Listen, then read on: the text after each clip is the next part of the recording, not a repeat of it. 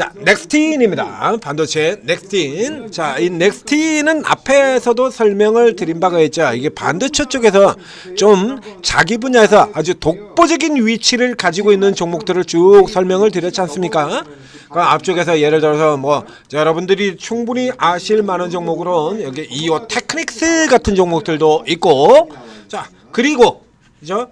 그리고 그 다음에 또 뭐 리노공업 같은 종목들, 시가총액상위 이런 종목들도 있고, 그다음에 뭐 PCB 쪽으로 뭐 심텍이라든가 이스페타시스 이런 종목들도 있겠습니다만, 이제 그 아래쪽으로 이렇게 내려오게 되면 이제 개인 투자자들이 그렇게 많이 알지 못하는 종목들 중에서 상대적으로 유명하지 않은 종목에서 아주 독보적인 기업들이 있다라고 얘기했죠. 그 중에 이제 제일 좋은 종목은 바로 이 종목 SNS 텍 같은 종목이 될 테고요. 그 다음에 여기보다 이제 조금 더 아래쪽 라인으로 내려가면 종목들이 나오는데, 그 중에 시각 부문의 강자, 그 APTC 여기 VM 같은 종목들. 그래서 이 뒤쪽에서 들어와서 이 VM 같은 경우도 지금 보면 거의 별로 안 밀리죠?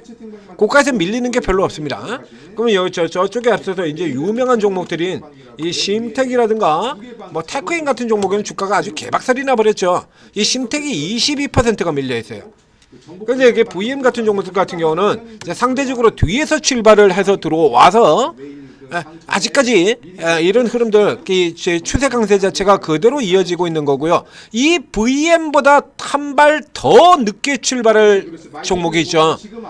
이 VM에서 우리 종목 추천에 그래서 추천 나가고 분석이 나갈 때 이 VM을 먼저 추천을 드리고 분석을 드렸었고요. 이런 지점에서 여기도 매수 얘기 드렸었고, 그리고 요 다음에 나간 종목이 바로 이 종목 넥스틴이죠. 넥스틴.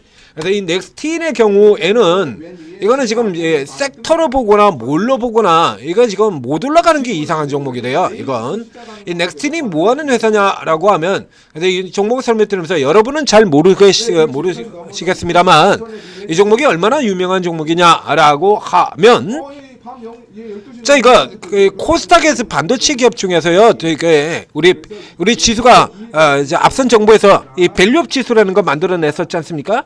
그래서 밸류업 지수, 그래서 밸류업 지수 100 종목 해서 이렇게 만들었는데, 거기 배당하면 생각나는 가장 대표적인 종목들도 안 들어가 있고, 그런 판국에 그래서 뭐 이제 업종별 뭐 균형을 맞추고 뭐 어쩌고 저쩌고 그런데 그 중에 밸류업으로도 들어가 있던 종목입니다. 넥스틴 밸류업 지수에도 들어가 있던 종목이에요. 이거. 그리고 이 종목이 뭐 하는 회사냐라고 하면, 현재 반도체 섹터에서 각 부문별로 따졌을 때 가장 높은 밸류가 적용되는 분야가 검사 장비라고 얘기 들었죠. 검사 장비의 경우는 지금 20배에서 25배 사이에서 움직입니다. 그래서 이 범위에서 이제 상대적으로 조금 아래쪽에 있는 종목들 같은 경우가 뒤쪽에서 이제 아주 가파른 속도로 따라오는데, 그 종목이 바로 이 DI 같은 이런 종목들이고요. 뒤쪽에서 상대적으로 주가가 낮아. 검사 장비 전체 업종 PR이 20배에서 이렇게 업종 PR 자체가 20배, 25배 사이 있는데 밑에 있거든요. 그래서 이렇게 열심히 따라 들어왔죠. 자, 넥스틴을 보겠습니다. 넥스틴은 DI라 이런 종목들하고 비교가 안 될 정도로 우위에 있는 기업이에요. 예, 이거 한참 더 우위 쪽에 있는 기업입니다. 웨이퍼 미소 패턴 결함 장비 검사 세계 유일의, 저 앞쪽에서 세계 유일, 세계 최초 하니까 또 생각나는 거 있죠. 그죠? 제가 이거 안 좋은 종목들, 잡주급의 개잡주 종목들 설명드릴 때, 그러니까 세계 유일이면 뭐 할 건데? 뭐 할 거냐고. 최근에 엠바이오 가느냐 같은 경우도 제가 그 얘기를 또 했다가, 그래가지고 또 그 엠바이오 가지고 계신 분한테 욕을 먹었습니다만, 세계 유일이면 뭐 할 거냐, 이거. 세계 유일이고 세계 최초는 뭐 하냐고. 이거 옛날부터 있었다라고 얘기 들었었잖아요. 그래서 이 LED 같은 쪽이 이제 LED가 유명할 때 같은 경우에, 자, 서울 반도체 같은 회사가 있었고요. 그 다음에 삼성전기가 있었고, 이제 종목 이름도 생각 안 나네요. 거기에 이제 황색 서울 반도체는 백색 LED죠. 백색 LED에 특허를 가지고 있는 원천 기술 특허를 가지고 있는 회사입니다. 그다음에 삼성전기 같은 경우도 LED 했는데 그 삼성전기가 그때 많이 헤맸었죠. 일본의 니치아로부터 특허 소송 걸려가지고. 그래서 그 특허 소송을 벗어나가서 독자적으로 개발 노선에 들어가서 백색 LED를 만드는 회사가 서울 반도체고요. 그다음에 코색에 있는 또 다른 기업은 황색 LED를 만들기도 했습니다. 황색 LED 각각 황색 LED 꽤 하나밖에 없고요. 백색 LED 서울 반도체 하나밖에 없었어요. 근데 차이는 서울 반도체는 결국에 뚫고 들어가서 매출을 냈고 황색 LED에서는 뚫고 들어가지를 못하고 못 냈어요. 그럼 아웃되고 끝나는 거야. 상패되고 게임 끝나는 겁니다. 세계 유일 최초 구간은 그래서 가장 극단적인 지저분한 비유이긴 합니다만 얘기 드리잖아요. 세계 최초로 똥이 마르고 똥냄새 풍기는 인형을 만들었다. 그래서 그 누가 사냐고. 쓸모 있어? 뭔 쓸모가 있어? 팔려야 말이지 제품이. 앞에 그래서 이 반도체 이거 소재 어제 동진 세미캠이라든가 삼양 NC캠이라 이런 거 설명드릴 때도 설명드렸잖아요. 이게 일본의 반도체 규제 이 반도체 태클 때문에 우리가 국산화에 나서기 시작한 게 이번 2019년 20년 여기가 처음이 아니에요. 이거 2000년대 초반에도요. 삼성전자가 반도체로 세계 1위에 올라가자마자 일본에서 태클 들어오기 시작했어요. 그래서 그때도 삼성전자가 국산화를 밀어주고 그때 국산화에 들어갔던 기업들 같은 경우 지금 여러분들이 잘 아는 저 기업들입니다.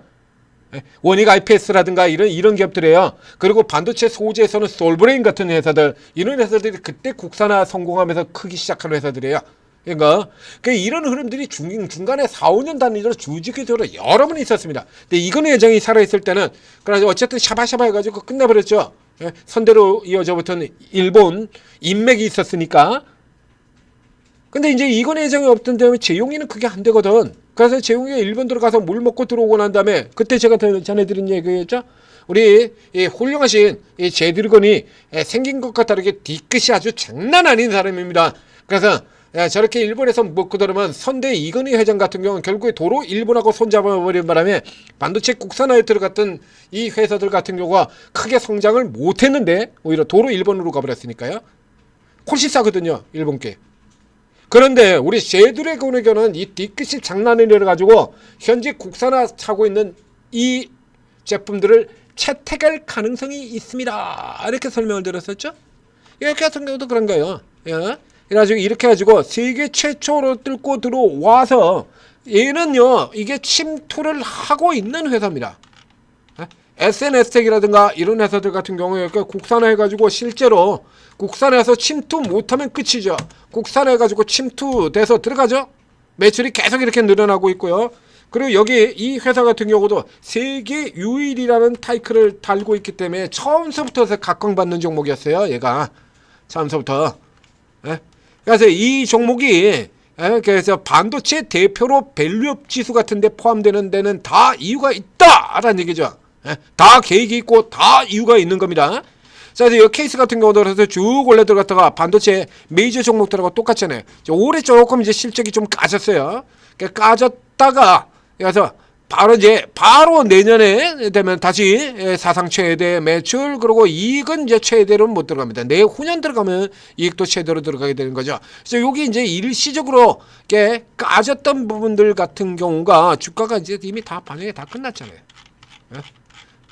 자, 그래서 반영이 다 끝나고 이제 본격적으로 반도체 섹터들 전체 턴어라운드 아닙니까? 심택은 지금 떼돈을 어마어마한 떼돈을 벌어가지고 엄청난 떼돈을 벌고 있기 때문에 이렇게 해서 주가가 올라 들어갔어요? 아니잖아요.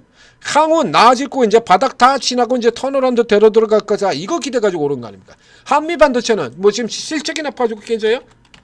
한미 반도체 지금 돈 많이 벌어요 여전히. 그런데 이 돈 많이 버는 이런 수치 같은 경우가 이 부분에 대한 기대가 이미 주가에 반영이 됐다 야네요. 48배. 자, 예전엔 150배까지 올라 들어갔었죠. 한미 반도체 저 앞쪽에 미쳐 날뛸 때는 150배까지 들어갔었습니다. 자, 100 몇 배죠? 이렇게 들어갔던 회사예요. 한미 반도체 125배. 에코프로, 에코비엄이 치고 들어갔을 때 그 수준으로 이렇게 많이 들어갔으니까 더군다나 경쟁자까지 생겼다라고 하면 까지죠. 근데 SNS텍도 그렇고 이오테크닉스 같은 거 혼자 지가 다 처먹는 회사라고 얘기 들었잖아요. 이렇게 아도 치는 회사들, 이렇게 지가 혼자서 경쟁자도 없이 그냥 다 먹는 회사들 같은 경우에는 사이클 돌아 들어가게 되면 그냥 무조건적으로 돌아 나온다라고 얘기 들었지 않습니까? 그러면 이제 이 기대 같은 경우가 최근까지도 그래서 이게 전적점으로 이렇게 바닥까지 실직이 앉아가지고 눌러 내려가 있었거든요. 자, 이렇게 또 이제 반도체 업황이 돈다 그러면서 이제 뒤에 이러고 치고 들어오는 겁니다. 그래서 상대적으로 굉장히 늦었어요. 그래서 이렇게 해서 현재 이 종목의 PER이 이제 이렇게 해서 아까 DI 같은 종목들 보셨죠? 이제 남들 수준에 들어왔어요. 걔들보다 훨씬 이익률이 높고 이익을 많이 내는 이 회사가 이제 걔들 수준으로 돌아 들어왔다는 겁니다. 더 올라가야 맞죠? 더 올라 들어가야 맞잖아요. 얘는 유일한 데. 그래서 당연히 이익도 이렇게 이익률 자체가 높다 이겁니다. 혼자 먹는 회사니까. 자, 이익률 자체가 높아. 그러면 당연히 얘 같은 경우는 계속해서 올라 들어가는 거에 맞잖아요. 이거요? 그렇죠? 이게 그래서 처음 등장할 때부터 시작해서 얘는 상장될 때가 이때가 저가예요. 이례적으로 굉장히 이례적이죠. 이 종목들 살펴보시면 대부분이 다 뻥튀기 돼가지고 상장되잖아요. 뻥튀기가 되는데 이 종목의 경우는 예외적으로 이런 거 간혹 나옵니다. 넥스트바이오가 그렇고요. 넥스트바이오메트리 상장하고 그 다음날 이틀째가 저점이었죠. 상장한 바로 다음날 이틀째가 저점이었었고요. 저렇게 저점이었었고요. 그리고 이 넥스틴 같은 경우도 상장된 초기 이게 저점입니다. 이게 그만큼 기대가 굉장히 높은 종목이고요. 이 주가들 보게 된다 그러면 이게 보시는 것처럼요. 이 상장 초기를 제외하고 난다 그러면 전체 사이클에 이제 저가 이때잖아요. 그럼 이게 지금 상장 초기 지금 2020년 쪽에 얘기니까요. 2020년도에는 이 회사가 매출 400억에 100억대 이익 내고 있을 때야. 근데 지금 그 가격 수준으로 내려가 있다는 얘기죠. 당연히 더 들어와야 되지 않습니까? 삼성전자, 하이닉스 이런 종목들이 눌려지는 것과 관계없이 이 종목의 추이는 계속해서 더 연결될 가능성이 높다는 얘기죠. 기관들 보시죠. 계속 사죠. 왜? 이게 상대적으로 싸니까. 실적 개선, 올해 실적이 워낙에 안 좋기 때문에 실적 개선 가파르게 나올 거고 이 종목점이라면 그 정도 당연히 업황이 돌면 당연히 나올 수 있는 종목이니까.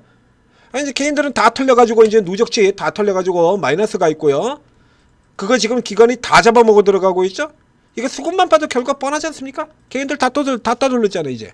그렇죠? 개인 다 따돌렸으니까 이제 그냥 달려야지 위로. 뻔한 거잖아요. 내가 사면 기대, 네가 사면 우려. 내가 사고 있으니까 기대. 뭐 내용 볼 필요도 없어요. 내가 사고 있으니까 기대지. 내가 사고 있는데 당연히 기대지 뭐. 내년 영업이익 2738%. 우와! 아, 숫자 봐라. 숫자 봐라. 우와! 내년 2738% 성장. 강력한 이익 성장 가능성. 당연히 올라 들어가야 되지 않겠습니까? 그래서 VM이라든가 이런 종목들이 이제 후발로 계속해서 차고 들어오는 거예요.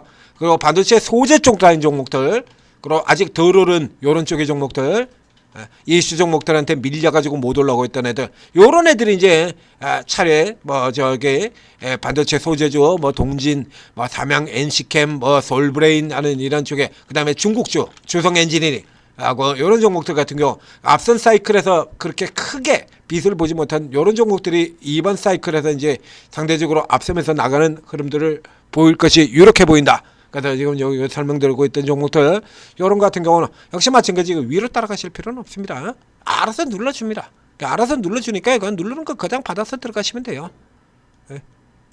뭐 그냥 뭐 중내산에 그러고 따라 들어가실 필요 없어요. 알아서 이렇게 눌러줄 테니까 21선 근처 쪽으로 또 눌러줄 거란 얘기죠. 그럼 받고 그다음 아래 한 번 더 떨어지면 또 받고 받으셔도 돼요. 간단하게 생각해서 뭐 나만 죽어? 이런 거 같은 경우 제일 쉽게 생각하시면 되죠. 그래서 샀는데 주가가 밀려 내려온다. 어떻게? 나만 죽어? 네 새끼 죽지 내 새끼 죽어? 이렇게 생각하시면 된다라고 생각했죠. 나빠질 리가 없잖아요. 그럼 얘들이 나빠지려 그러면 결국에 삼성전자, 하이닉스 이런 게 박살나야 되는 거거든요. 시장 박살나야 되는 거고. 쉽잖아요. 아주 편하게 접근이 되는 종목들인 겁니다. 자, 넥스트인이었습니다. 자, 전재투자TV 구독, 좋아요 눌러주시고, 자, 여러분들이 잘 모르는 이런 종목들 같은 경우, 그래서 저희가 찾아가지고 다 알려드렸지 않습니까? 넥스트인 이런 것들도, 그렇죠? 여기 이렇게 알려드렸다 이겁니다. 네? 2개월 전, 1개월 전 이렇게 쭉 돼 있잖아요. 네? 바로 한 달 전에도 지금과 똑같은 얘기를 해놨죠. 반도체 후발 강세 더 간다. 그러니까 반도체 소부장 전체 쪽과는 좀 다른 흐름을 보일 것이다. 네? 느리게 돌고 있지만 반도체 중소형 중에서 최강 종목 중 하나다. 2달 전에 설명드렸습니다. 네? 자, 각권 탈출해서 기맞추기 시작하고 있다. 이런 종목들을 설명드리고 있는데, 야, 저에서 6회가 뭐냐?